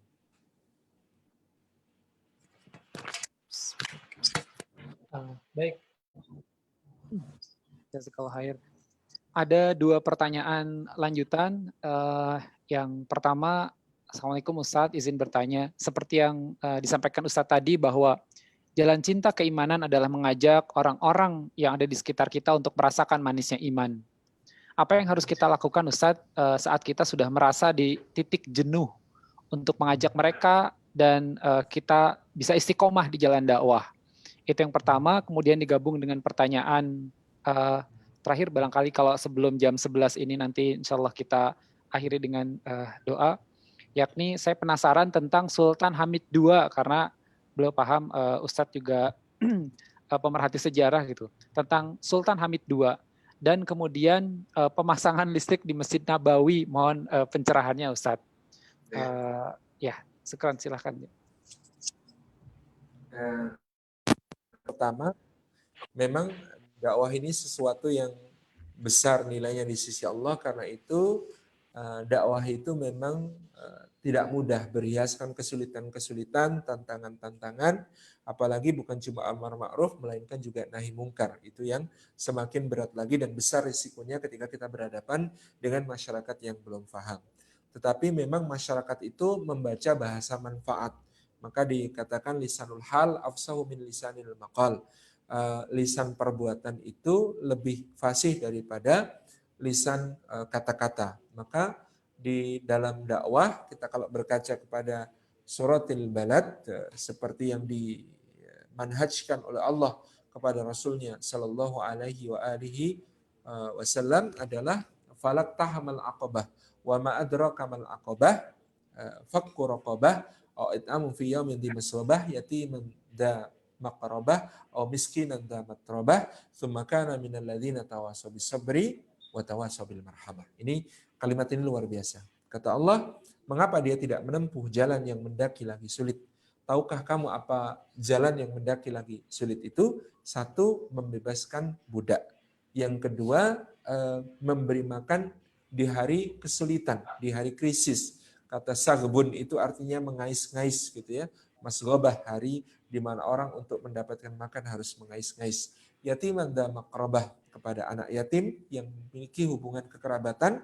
Semakin dekat kekerabatannya dengan kita, semakin besar tanggung jawab kita. Demikian pula tetangga-tetangga kita, semakin dekat dengan kita, semakin besar tanggung jawab kita. Kemudian, au miskinan da matrabah, atau orang miskin yang sangat miskinnya. Kata matrabah itu dari kata tarb, artinya trop, tulang dada, sampai kelihatan, atau dari kata turab, artinya sangat miskin karena turab itu artinya debu atau tanah, gitu ya. Tsumma kana minal ladzina tawasaw bis sabri wa tawasaw bil marhamah. Kemudian dia menjadi orang yang senantiasa tawasaw bis sabri, saling berwasiat tentang kesabaran, wa tawasaw bil marhamah, dan saling berwasiat tentang kasih sayang.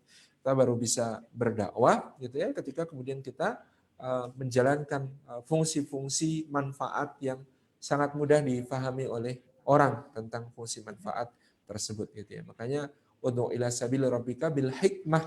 Kata hikmah itu artinya sesuatu yang memberi manfaat dari sudut pandang penerimanya. Jadi memang memberi manfaat itu sesuatu yang besar nilainya di dalam dakwah, dan itulah bahasa yang paling mudah difahami oleh masyarakat dari dakwah kita. Kemudian yang berikutnya tentang Sultan Abdul Hamid Asy-Syarif Al-Qadri II dari Pontianak. Beliau adalah Sultan Pontianak yang sangat besar jasanya bagi negara Republik Indonesia, termasuk simbol negara Garuda Pancasila. Itu adalah hasil dari rancangan beliau rahimahullah dari beberapa kali tahapan merancang. Sultan Abdul Hamid Al-Qadri II ini juga adalah sahabatnya Sri Sultan Hamengkubuwono ke-9 ketika belajar di Belanda, di Leiden kalau Hamengkubuwono IX, sementara kalau Abdul Hamid Al-Qadri II itu di Breda di Akademi Militer. Kemudian juga sayang beliau berdua bersimpang jalan pada masa Republik Indonesia Serikat, di mana kemudian Sultan Abdul Hamid Al-Qadri seorang aktivis dari BFO. BFO itu Bizenkomst for Federal Overleg atau Badan Permusyawaratan Negara-Negara Federal, di mana beliau mendukung gagasan federasi yang di situ berbahayanya gagasan federasi menurut Buya Muhammad Nasir maupun Sri Sultan Hamengkubuwono ke-9 adalah sangat mudah negara-negara federasi ini yang berupa negara Sumatera Timur, negara Kalimantan Barat, negara Kalimantan Timur, negara Madura, negara Pasundan, negara Sunda Kecil, negara Bali, negara Maluku Selatan, negara Sulawesi dan lain sebagainya ini sangat rentan untuk kemudian dijadikan boneka oleh Belanda. Jadi di situ satu perbedaan pendapat antara Sultan Abdul Hamid Al-Qadri II dengan masyarakat yang di pendukung NKRI seperti Hamengkubuwono IX maupun Buya Muhammad Nasir. Saya mungkin salah menangkap pada awalnya pertanyaan ini Sultan Abdul Hamid Al-Qadri II atau Sultan Abdul Hamid II yang ada di Turki Utsmani tentu berbeda lagi. Kalau Sultan Abdul Hamid II di Turki Utsmani yang kemudian diturunkan secara paksa dari tahta Kesultanan Utsmani pada tahun 1915 adalah seorang sultan yang memang sangat luar biasa. Di tengah masa krisis Turki, beliau mencoba untuk tetap mempertahankan keagungan Daulah Turki Utsmaniyah dengan berbagai cara. Di antara progresivitas beliau dalam memberikan sumbangsi pada dunia Islam, Sultan Abdul Hamid II dari Turki Utsmani adalah beliau membangun jaringan rel di Jazirah Arab yang disebut sebagai jalur rel Hijaz. Jadi menghubungkan Istanbul, kemudian Aleppo,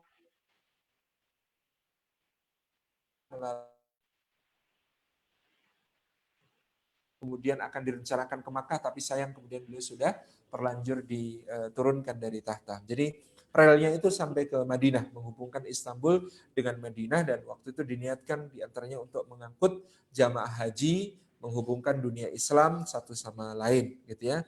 Ini yang dilakukan oleh Sultan Abdul Hamid II, dan ada satu momen yang luar biasa, di mana pada jarak kira-kira 40 km dari kota Madinah, beliau memerintahkan agar rel dari kereta api Hijaz, jalur rel Hijaz ini diberi bantalan kapas, gitu ya, diberi bantalan kapas-kapas peredam getaran.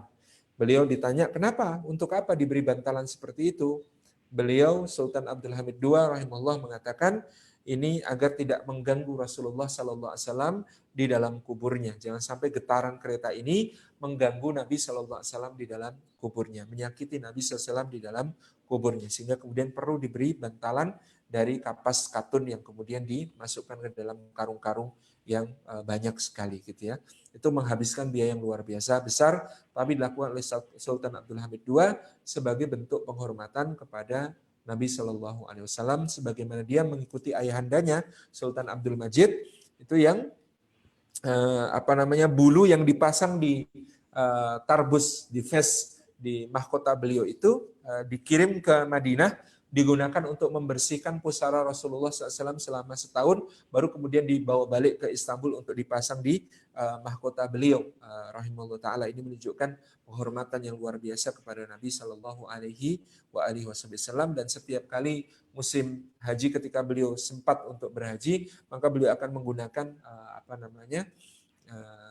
bulu indah yang ada di mahkota beliau itu untuk mengelap, membersihkan pusara Nabi Sallallahu Alaihi Wasallam. Demikian pula tentang penerangan di Masjid Nabawi, listrikisasi Masjid Nabawi juga dilakukan di masa Sultan Abdul Hamid II dari Turki Utsmani untuk menjadi sebuah kemajuan zaman juga yang ditandai di zaman beliau dengan ditemukannya listrik. Kemudian langsung beliau memerintahkan untuk melistriki Masjidin Nabawi, bahkan sebelum istana beliau di Dolmabahce itu kemudian diberi listrik, itu beliau meminta supaya Masjid Nabawi terlebih dahulu diberi listrik. Wallahu a'lam bishawab. Baik. Ustaz, ternyata masih ada 3 penanya nih. Semoga Ustaz berkenan ya, insya Allah. Sekaligus nanti menyampaikan kesimpulan dari rangkaian materi yang sudah disampaikan dari awal dan kita menutupnya. Yang pertama ini pertanyaan terkait dengan sholat qobliyah subuh atau sholat rawatib ya. Apakah itu sama dengan sholat sunnah fajar pertanyaannya? Dan waktu yang paling afdol itu kapan? Apakah antara imsak sampai dengan adzan atau setelah masuk waktu adzan seperti itu, maksudnya adzan subuh gitu ya. Jadi tentang qobliyah subuh satu, Ustaz. Yang kedua tentang Pangeran Diponegoro ini ada penelitian bahwa Pangeran Diponegoro itu merupakan penggemar wine gitu ya. Apakah itu betul gitu Ustaz? Barangkali mungkin Ustaz pernah membaca literatur atau referensinya seperti itu, karena selama 40 tahun dari sumber-sumber Belanda katanya beliau penggemar wine. Wallahualam ini dikonfirmasi ke Ustaz. Dan terakhir, ini pertanyaan yang menjadi kesimpulan kita hari ini, bagaimana cara menumbuhkan cinta kepada saudara kita sesama Muslim, sebagaimana kita juga mencintai diri kita sendiri seperti itu, Ustaz. Silakan Ustaz. Pertama tentang sholat sunnah fajar, jumhur ulama menyepakati sholat sunat fajar itu sama dengan sholat sunnah qobliyah subuh di dalam pengamalannya. Artinya meskipun demikian diniatkan 2 atau diniatkan 3 atau diniatkan 4, asalkan sesama sunnah, satu sholat itu boleh. Jadi misalnya kita selesai berwudu, niat sholat syukur wudu, plus sunat tahiyatul masjid, plus sunat fajar, plus rawatib subuh, itu rawatib qobliyah subuh. Itu dengan 4 niat sholat sekaligus itu diperbolehkan dengan satu sholat, asalkan sama-sama sunnah. Sama dengan puasa, asalkan sama-sama puasa sunnah, maka diperbolehkan menggabungkan niatnya. Senin Kamis sekalian puasa sunnah Syawal misalnya nanti. Itu diperbolehkan asalkan sama-sama sunnah. Kalau yang saya satu fardu, yang satu sunnah nggak boleh. Jadi kalau yang satu fardu, yang satu sunnah tidak boleh digabung niatnya. Boleh digabung niat asalkan sama-sama sunnah. Jadi tidak ada masalah. Nah, waktunya kapan? Waktunya adalah setelah masuk waktu subuh, setelah terbitnya fajar shadiq, ditandai dengan adzan subuh. Baru setelah selesai adzan subuh kita melaksanakan sunnah qobliyah subuh atau sunnah fajar tersebut. Kalau sebelum adzan maka masuknya masih waktu ashar. Waktu ashar itu waktu yang utama, masih bagian dari sepertiga malam terakhir, maka sholatnya menjadi tahajjudan, menjadi sholat tahajud atau qiyamul lail atau sejenisnya. Demikian. Kemudian yang kedua tentang Pangeran Diponegoro, kemarin sempat ramai dan sudah kami bahas di dalam tulisan kami, ataupun juga sudah kami bahas dalam diskusi yang dilakukan oleh kontekstual.com, bisa dilihat di YouTube-nya. Yang jelas, hanya satu sumber kolonial yang menyebutkan Pangeran Diponegoro pernah ya, bukan gemar, pernah minum wine, yaitu laporan seorang ajudan Gubernur Jenderal Van den Bosch yang bernama Letnan II Justus Hendrik Conorley yang mengawal Diponegoro selama perjalanannya menaiki kapal Pollux dari Batavia ke Manado melalui Ambon. Jadi perjalanan panjang selama 40 hari, ketika Pangeran Diponegoro akan dibuang ke Manado, itu ada pengawalnya namanya Justus Hendrik Conorley. Keterangan Conorley ini ternyata tidak bisa kita konfirmasi di semua sumber lain. Di Babad Diponegoro tulisan Pangeran Diponegoro sendiri tidak ada, di Babad Diponegoro Keraton Surakarta tidak ada, di Babad Diponegoro Keraton Yogyakarta tidak ada, di Babad Diponegoro Kedung Kebo Cokronegoro tidak ada, di Babad Diponegoro Gondokusumo tidak ada, di Babad Diponegoro Suryangalam dan Pakualaman juga tidak ada, di Babad Diponegoro Anom tidak ada. Jadi di laporannya Semiside juga tidak ada, di laporannya The Cock juga tidak ada, di laporannya Resident Fact juga nggak ada, di laporannya semua The Source juga tidak ada. Jadi sumber Conorley ini sumber tunggal untuk keterangan Pangeran Diponegoro minum wine merek Constantia yang berasal dari Afrika Selatan. Jadi pertanyaannya apakah Norley cukup kredibel untuk dijadikan sumber? Saya menolak kredibilitas Norley karena jelas bahkan Lowe dan de Klerk yang seumur hidupnya meneliti tentang perang Diponegoro dan menghasilkan buku luar biasa berjudul Java Orlog, itu saja mengatakan Norley ini sudah haus kekuasaan, penuh ambisi, suka melakukan berbagai keculasan gitu ya, tidak jujur, dan dia melebih-lebihkan dirinya dalam laporan untuk atasannya, berusaha menunjukkan bahwa dia seorang yang sangat berjasa dan sangat disukai oleh pangeran, padahal pangeran memanggilnya kowe dengan bahasa kromo, bahasa ngoko yang merendahkan kepada Knorle ini. Jadi dan siapa namanya Lo dan de Klerk pun mengatakan bahasa Jawanya Knorle yang sangat parah, yang tidak bisa memahami berbagai perkataan pangeran yang dia tulis dengan interpretasinya sendiri di jurnalnya sesuka dia. Ini adalah ketidak kredibilnya sumber tentang Pangeran Diponegoro minum hanya menceritakan minum, bukan gemar gitu ya. Jadi yang bikin judul gemar tentu media-media masa kini.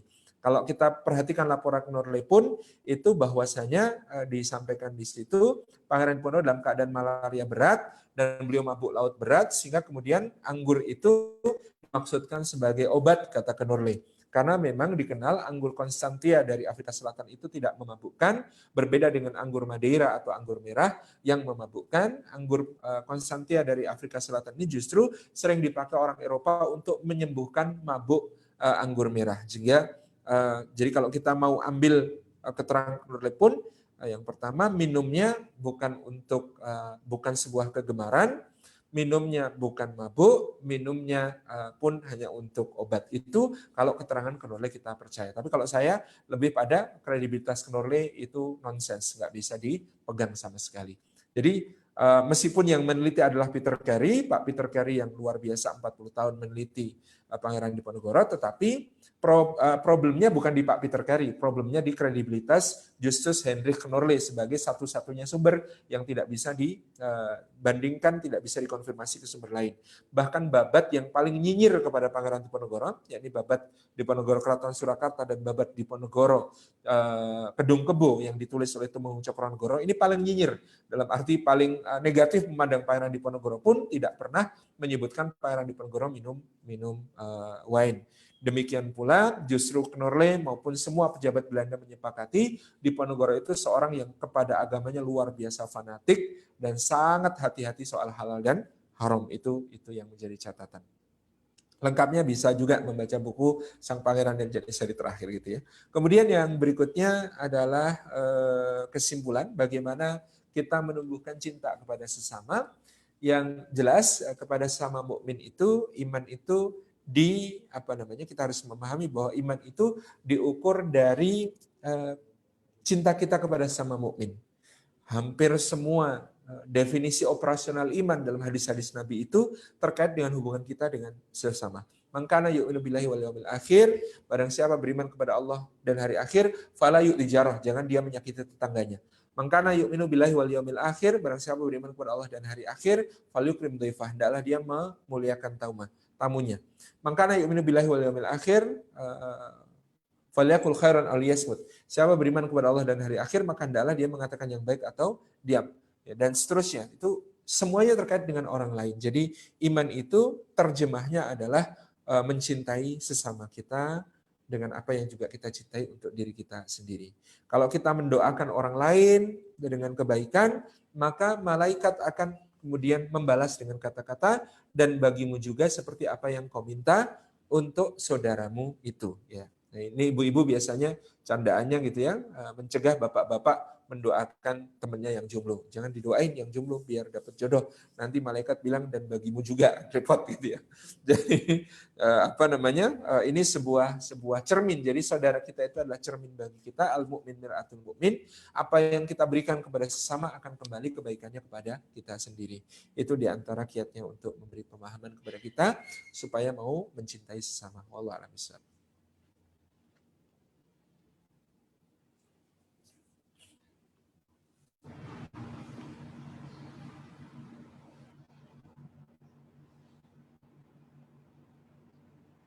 Masih di mute, Pak.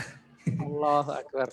Ya, mohon maaf. Baik, alhamdulillah, syukran jazakallah khairan katsira pada Bapak Ibu sekalian yang berkenan untuk kemudian bisa hadir di sesi kajian Ramadan kita, juga terkhusus kepada Ustadz Salim. Alhamdulillah, terima kasih atas ilmunya yang sudah Ustadz bagikan, kisah-kisah hikmah yang kemudian memberikan inspirasi bagi kita. Semoga senantiasa mewarnai Ramadan kita menjadi semakin meningkatkan kualitas keimanan, ketakwaan kita, menambah keberkahan hari-hari Ramadan yang kita jalani insyaallah.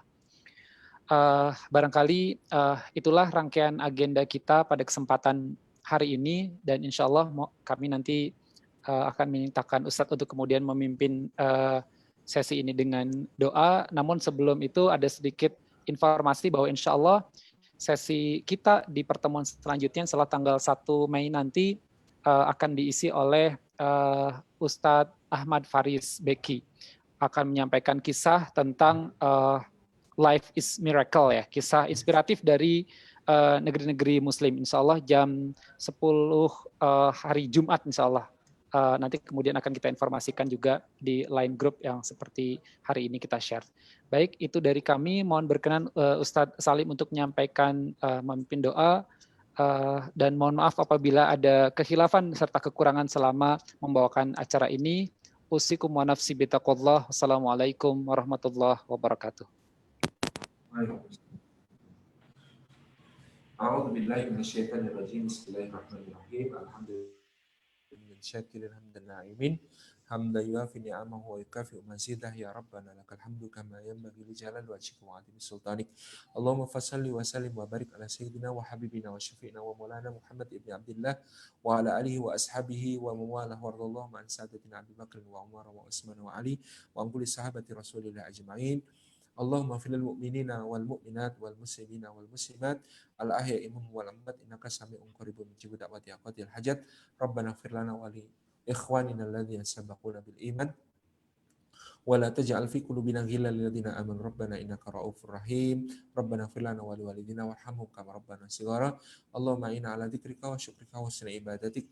Allahumma aslih lana dinana alladhi wa ismatu amrina wa aslih lana dunyana allati fiha ma'asuna wa aslih lana akhiratana allati ilaiha ma'aduna ya dzal jalal wal ikram. Allahumma irfa' 'anna al-ghala wal waba ya Allah, wal fahsya ma dhahara minha wa ma batan wasyada'id wal mihan ya dzal jalali wal ikram ya hayyu ya qayyum bi rahmatika nastaghis. Allahumma aslih lana dinana allati huwa ismatu amrina wa aslih lana dunyana allati fiha ma'ashuna wa aslih lana akhiratana allati ilaiha ma'aduna.